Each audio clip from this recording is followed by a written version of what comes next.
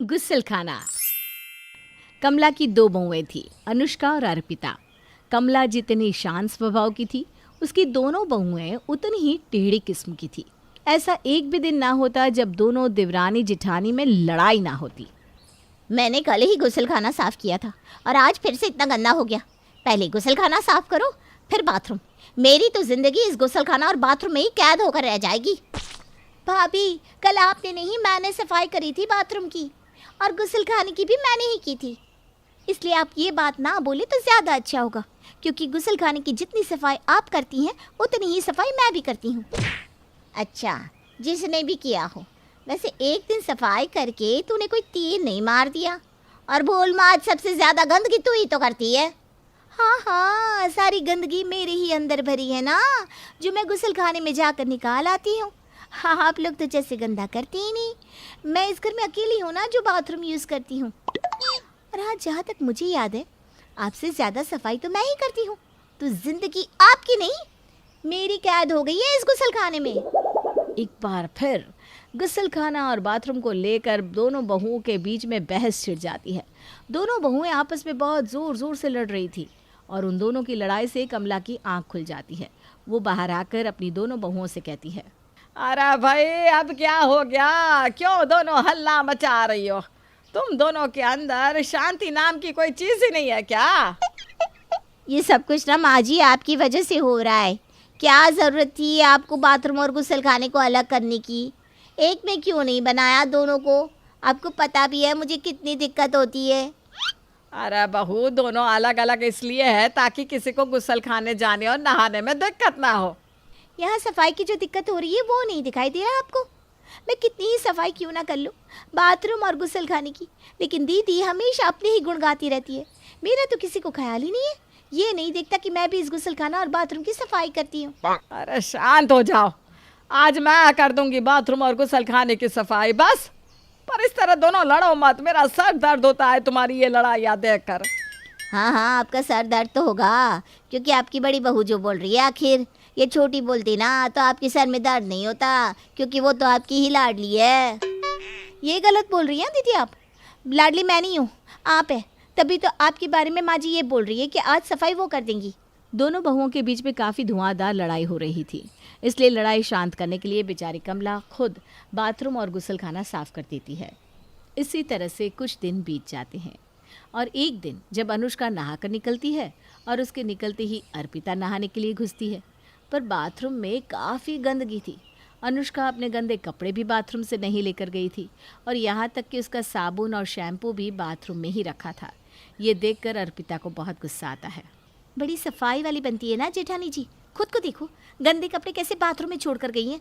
साबुन भी यही रखा हुआ है। वो तो भगवान का शुक्र था कि मेरा पैर नहीं फिसला। अभी बताती हूँ मैं इनको, तो बहुत सफाई की देवी बनती है। जब खुद पर नज़र करेगी तो उन्हें खुद पर ही शर्म आएगी। अर्पिता गुस्से में अपनी जेठानी के पास आती है और उसी की तरह उसे खरी खोटी सुनाती है। क्यों दीदी, आपके अंदर तो बड़ी सफाई है, अब तो सब कुछ बड़ी सफाई से करती है ना। फिर गुस्सलखाने से अपने गंदे कपड़े क्यों नहीं लेकर गए? अरे आपका साबुन भी बाथरूम में वैसा का वैसा ही पड़ा है। वो तो भगवान का शुक्र है कि मेरा पैर नहीं फिसला, वरना आज पता नहीं क्या से क्या हो जाता। ये सब वो जल्दी की वजह से हुआ है। अगर मैं माँ जी के गुस्सलखाने में जाने से पहले गुस्सलखाने की सफाई नहीं करती ना, तो वो अलग से मुझ पर चिल्लाती। इसलिए ना चाहते हुए भी मुझे अपना सामान बाथरूम में छोड़कर पहले गुस्सलखाने की सफाई करनी पड़ी।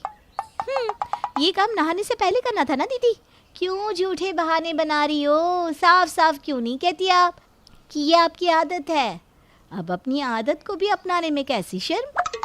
बस बहुत हो गया अर्पिता, बहुत सुन ली तुम्हारी बकवास। मैं अब एक में ही गुस्सलखाना और बाथरूम बनवा कर रहूँगी, फिर देखती हूँ कैसे तुम मुझसे लड़ाई करती हो। तुमसे मेरी लड़ाई ना हो इसीलिए नहाने के बाद मैंने गुस्सलखाना साफ़ किया, और तुम मुझसे अब भी लड़ रही हो। बाथरूम और गुस्सलखाना कम से कम एक में अगर हो जाएगा तो नहाने से पहले ही मैं सफाई कर लूँगी, ताकि इस तरह से तुम्हारी बकवास बातें तो ना सुनने को मिले। आज पहली बार जब अर्पिता अपनी जेठानी को खरी खोटी सुनाती है और उसकी सच्चाई पकड़ लेती है, तो अनुष्का इसका गुस्सा अपनी सास पर निकालती है। माँ जी, अब बस बहुत हो गया, अब गुस्सलखाना और बाथरूम एक में कर दो। रोज़ रोज़ की लड़ाई से परेशान हो चुकी हूँ मैं। आप ही बताइए, गुसल खाने की सबसे ज़्यादा सफाई कौन करता है? आप जानती है ना, आज नहाने के बाद मैंने गुसल खाने की सफाई करी, फिर भी वो अर्पिता की बच्ची मुझसे लड़ाई कर रही है। पर बहू, अगर दोनों एक में ही हो गया तो तुम्हें ही दिक्कत होगी। मुझे नहीं होगी, आप कंबाइंड बाथरूम कीजिए, बाकी मैं सब मैनेज कर लूँगी।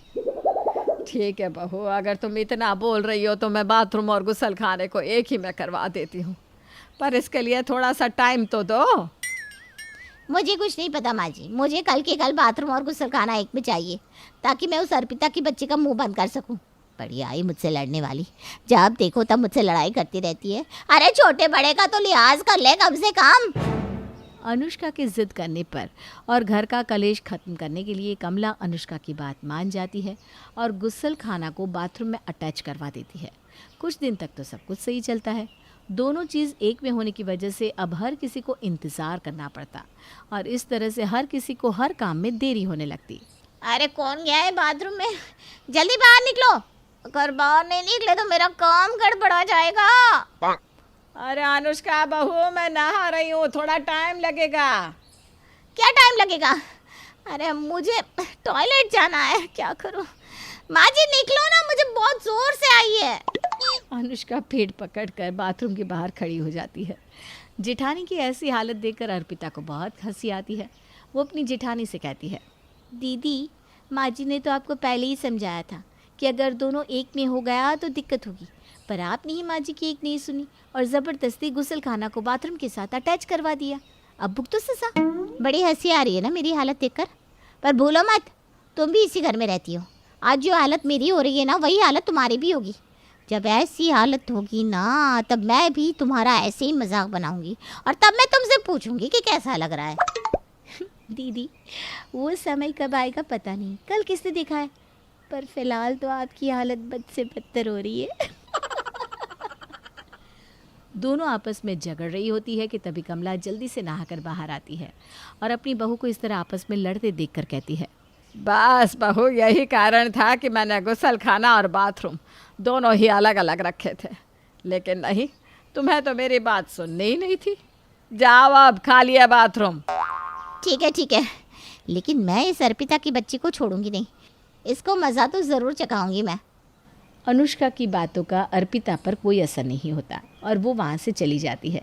लेकिन इसके बाद अनुष्का को ये बात समझ में आ जाती है कि उसकी सास ने गुस्ल खाने और बाथरूम को अलग अलग क्यों रखा था।